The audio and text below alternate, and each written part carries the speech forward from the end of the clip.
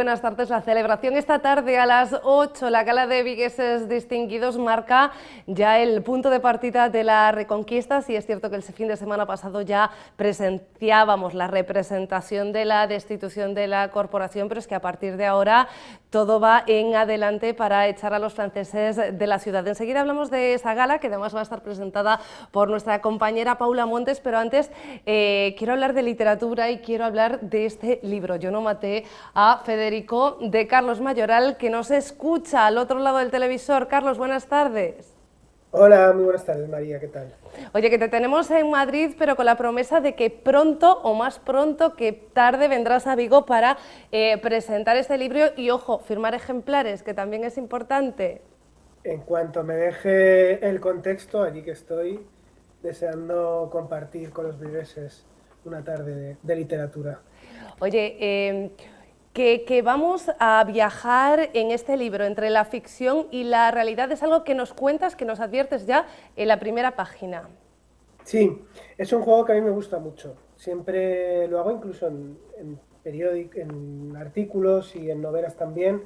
Y me gusta mucho introducir al lector en hechos que hayan tenido que ver con la biografía y con la obra de grandes autores para jugar con esa línea, ¿no?, que separa la realidad de la ficción y bueno, pues en ese juego que sea un poco el lector el que intente pues dirimir en qué lado de la realidad se encuentra, ¿no?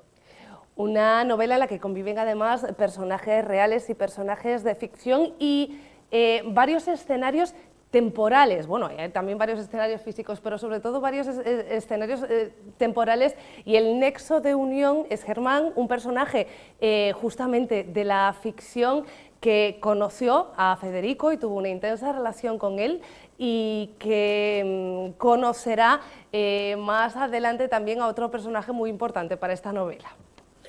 Así es, hay dos líneas temporales muy marcadas y muy contrastadas además, que era la necesidad que yo encontraba. Por un lado, esa época de los años 30, de los principios, de los primeros años 30, esa playa de estrellas culturales que había en el país y contrapuesto a esa especie de época gris, oscura, donde siempre llovía y siempre había silencio, ¿no?, de la posguerra. Con lo cual, mmm, un poco en esa contraposición se va a mover el protagonista, que es Germán Monteverde, un pianista bueno, pues un prodigio de la música que, auspiciado por el arte de Lorca, por el duende de Lorca, intentará sobrevivir al contexto en esas circunstancias, ¿no?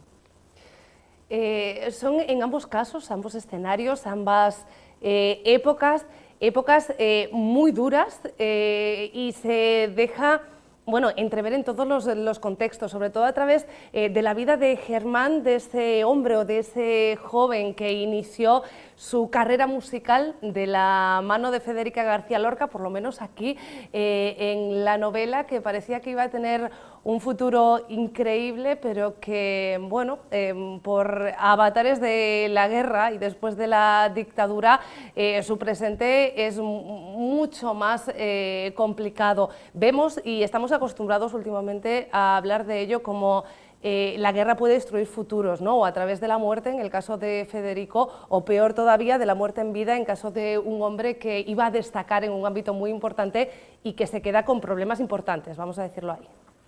Bueno, la guerra tiene, aparte del hecho, digamos, histórico de que destroce ciudades y destroce familias y destroce ámbitos, digamos, sociológicos, aparte de eso, ocurre también que destruye conciencias, ¿no? Y yo esto lo descubrí un día leyendo a Agüero Vallejo, cuando él sale de la cárcel. Él fue encarcelado por combatir en el bando republicano y cuando sale no tenía ganas de continuar componiendo teatro, no tenía ganas de estrenar ninguna obra dramática. Yo pensaba, pero ¿cómo puede ser posible que el que luego ha sido uno de los autores más importantes teatrales del siglo XX se viese completamente despojado de su arte, ¿no?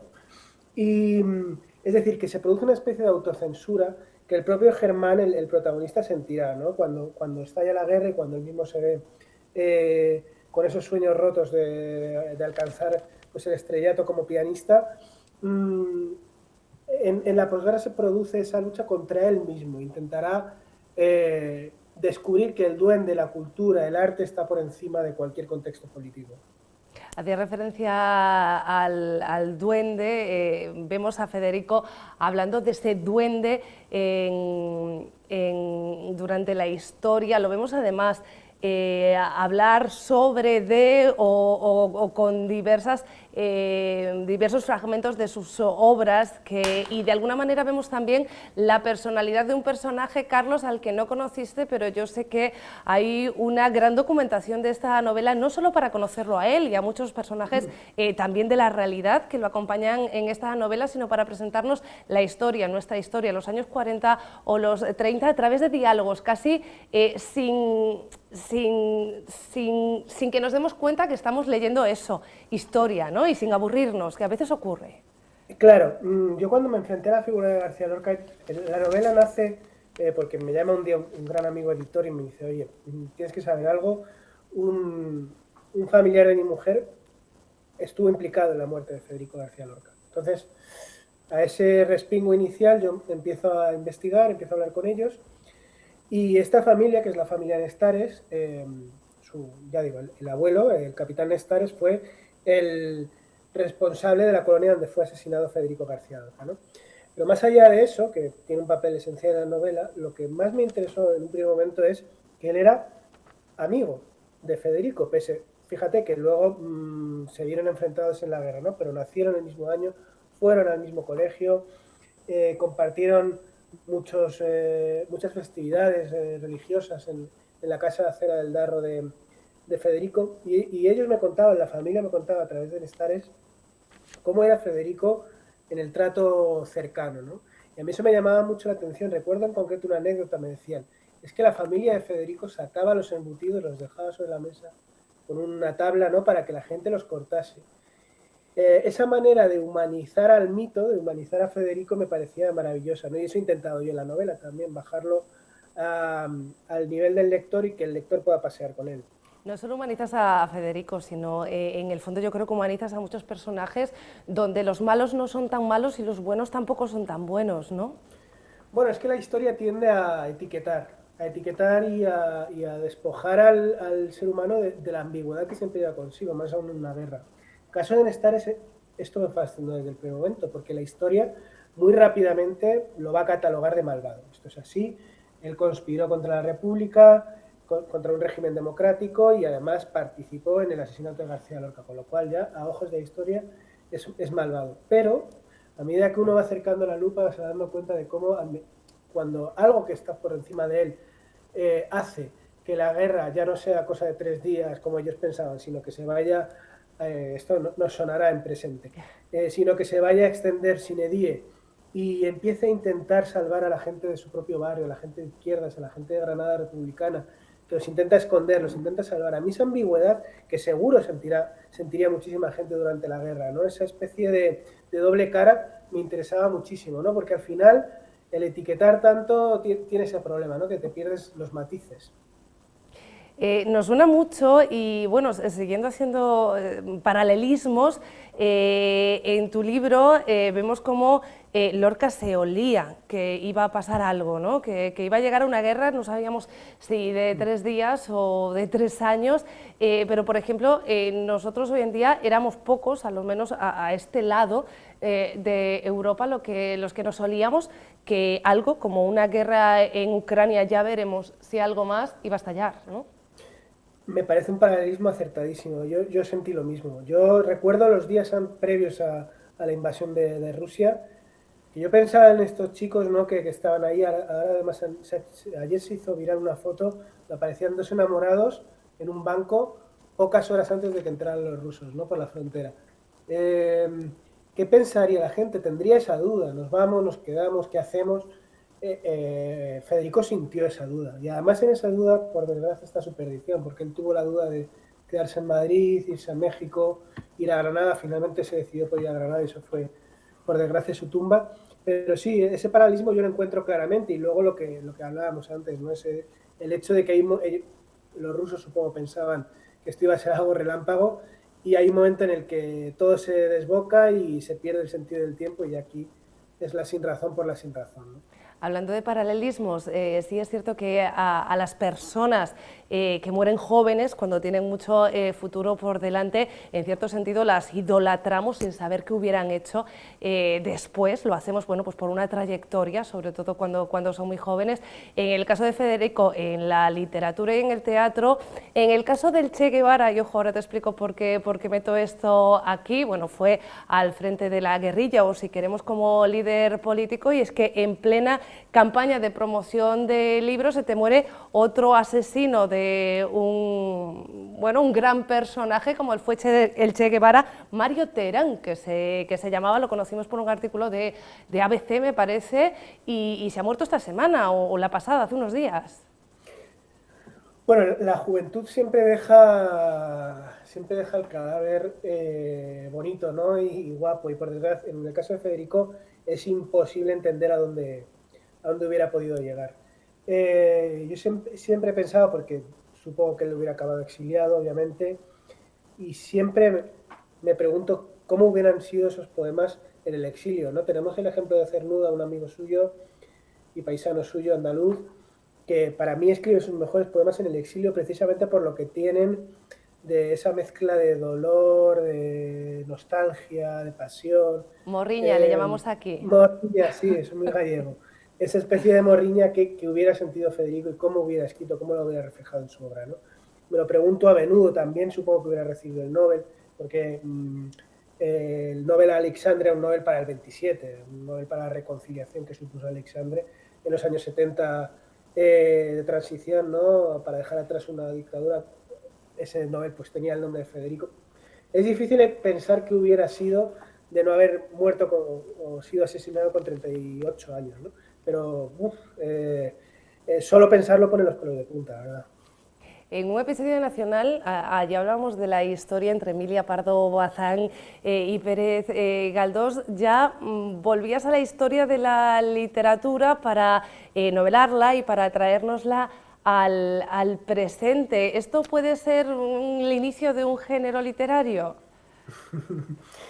Bueno, no lo sé, no lo sé. Sí debo reconocer que es algo que a mí me encanta. Ahora que está muy de moda este debate, ¿no? Sobre cómo acercar los clásicos a los chicos, jóvenes, y no tan jóvenes, también a los mayores, ¿no? Porque muchas veces a lo mejor no es tan necesario, y esto habrá quien se me eche al cuello, pero igual no es tan necesario leer El Conde Lucanor o leer La Celestina, ¿no?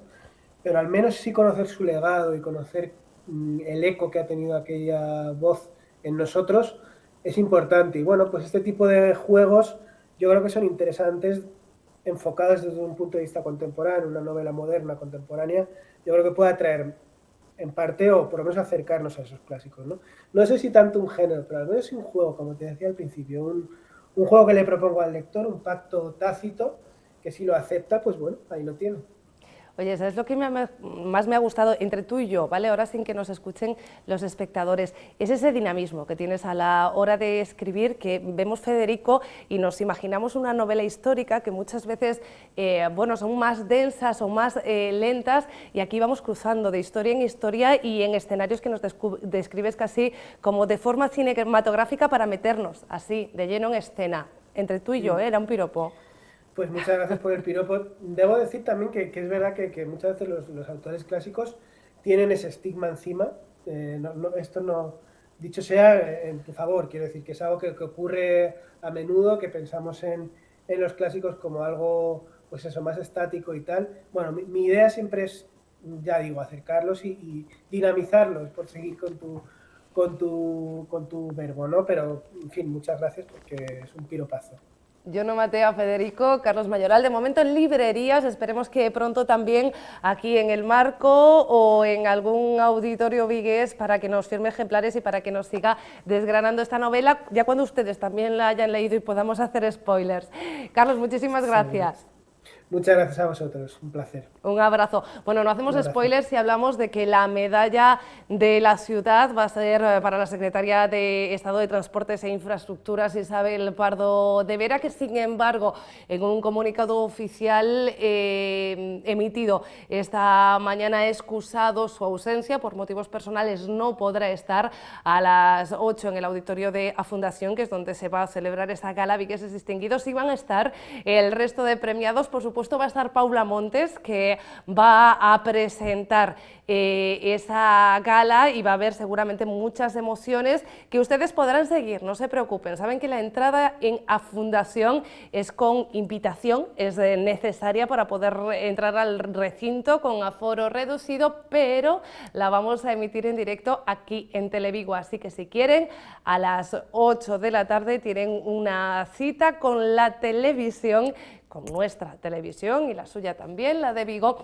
para ver esos premios. Por cierto, que esta mañana se celebraba, no sin debate, ese pleno Vigueses Distinguidos, donde todos los miembros de la corporación, todos los concejales del Ayuntamiento de Vigo, votan a favor o en contra, que ha habido también algún voto, de las candidaturas presentadas para este año. La medalla de oro de la ciudad 2022 trae consigo la polémica. La propuesta del Partido Socialista de concedérsela a la actual secretaria de Estado de Movilidad y expresidenta de Adif, Isabel Pardo de Vera, ha sido muy criticada desde la oposición, que ha votado en contra por entender que no reúne los méritos suficientes y que ha sido una decisión partidista y arbitraria. A medalla da cidade de Vigo 2022 é unha medalla concedida polo goberno socialista a un alto cargo dun goberno socialista. Nin máis, nin menos. O alcalde aquí nin premia un modelo, nin busca o consenso. Señor alcalde, vostede condecora un goberno polo mero feito de ser da súa mesma cor política, e o fai precisamente porque non hai méritos extraordinarios que premiar. Esta é unha decisión absolutamente inexplicable, que só entra dentro da casuística do oportunismo político, que é algo que está matando lentamente a vigueses e viguesas distinguidos, e que é algo que está matando lentamente o pouco prestixio que lle quedaba a estes galardóns institucionais, que algunha vez xeneraron un consenso, pero se foron degradando dende o punto de vista de utilizalos simplemente como unha cuestión de oportunismo político. El alcalde, en cambio, ha justificado el reconocimiento asegurando que fue Pardo de Vera quien ha desatascado la alta velocidad en Vigo después de años olvidada por otros gobiernos. Foi este goberno que recuperou da profundidade dos oscuros caixóns o tren de alta velocidade Vigo-Ourense por Cerdedo, e o que o puso en marcha como proxecto, con unha decisión valente e comprometida de unha persona, Isabel Pardo de Vera. E quen estuvo na inauguración representando o goberno de España, inaugurando a máis importante estación de alta velocidade que hai en todo este país, feita por un gran arquitecto, Tom Main, un dos grandes premios Prickers de arquitectura deste planeta. Quen era a que estivo na inauguración, porque foi a que impulsou? Isabel Pardo de Vera. E quen foi a que lanzou o proxecto de estudio para a salida sur? De novo, Isabel Pardo de Vera, primeira como presidenta da Adif e segunda non como directora xeral, como secretaria de Estado. Secretaria de Estado do goberno de España. E agora resulta que nos preocupa que sexa un alto cargo do goberno. Por que é malo recoñecerlle aos gobernos que traballan por esta ciudad? Vénega y Marea habían solicitado, en cambio, la medalla de oro para los protagonistas de la histórica huelga en Vigo de 1972. Ustedes, en lugar de recoñecer coa medalla da cidade as millares de traballadoras e traballadores que protagonizaron este fito na historia do movemento obreiro e que fixeron avanzar a cidade, tal e como lle propuxemos o BNG ou Marea de Vigo e tal e como apoiaban as principais organizacións sindicais, deciden entregar a medalla da cidade por puro e duro partidismo a un alto cargo do seu goberno en Madrid. Os 72 ten que ter outro recoñecemento. Vostedes outra vez volven a chegar tarde. É que estamos falando con centrales sindicales para facer un recoñecemento de outra forma ao que sucedeu no ano 72. E xa estamos falando con outras centrales sindicales. Xa estamos. La lista de vigueses distinguidos, en cambio, fue aprobada por todos los grupos políticos. Bueno, entre los muchos vigueses distinguidos que van a recibir el premio esta tarde, alguno relacionado con la cultura, estará por ejemplo el arquitecto Alfonso Penelas, el escritor Domingo Villaro, tenemos al eterno Cachamuiña, que precisamente fallecía hace unos meses, Pepe Xeito, los centros de más de 50 años escolares de Vigo, los centros de FP, que también tienen más de ese tiempo. Será seguro una gala emotiva, ya les digo que podrán seguir en directo a partir de las 8 de la tarde aquí en Televigo. Y hoy es miércoles, y como es miércoles tocaría, y toca de hecho, sección con Cristian Docampo, pero nos explicaba el otro día que tenía unas jornadas intensas de formación en Madrid, hasta allí se ha ido y nos ha dejado como recado que recuperemos una de sus colaboraciones habituales en esta jornada. Con él vamos a llegar al fin del programa. Yo me despido ya. Un beso. Clínica Dental Cedobaz patrocina esta sección.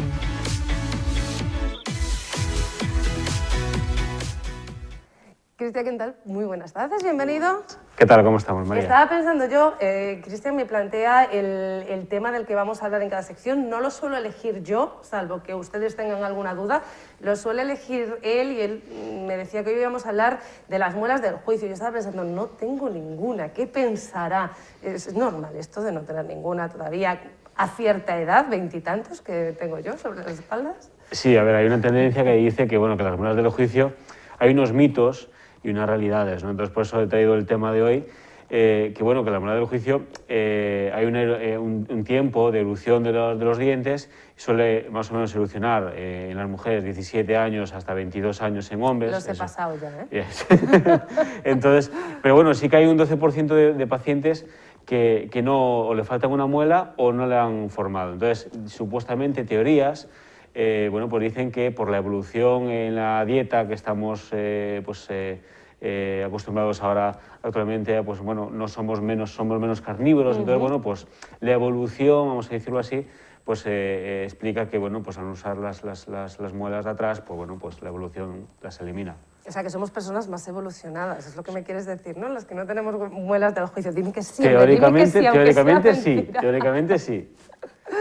Oye, lo que sí es cierto también es que quien los tiene muchas veces provocan problemas, ¿no? O porque no salen o porque se estropean demasiado pronto. Sí, suelen dar muchos problemas a la hora de erupcionar, o cuando no salen, pues bueno, pues puede dar problemas en enfermedades bucales. Entonces, bueno, he traído unas fotos para ir comentando un poco.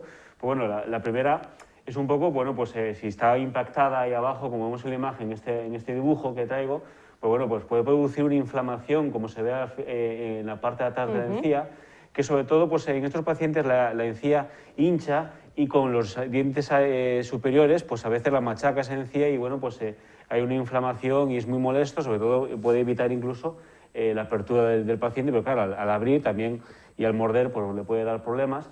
Después otro problema que se puede agravar también con las muelas del juicio que no han salido, pues en la siguiente foto la podemos ver, pues a lo mejor bueno, pues se queda impactada en las muelas que están al lado de esa forma, y lo que puede hacer es que se produce un apiñamiento, hay unos movimientos dentarios, porque bueno, la muela quiere, al estar tumbada, quiere salir, entonces pues empuja los demás dientes y puede pues crear apiñamientos y dientes montados que después hay que hacer ortodoncia.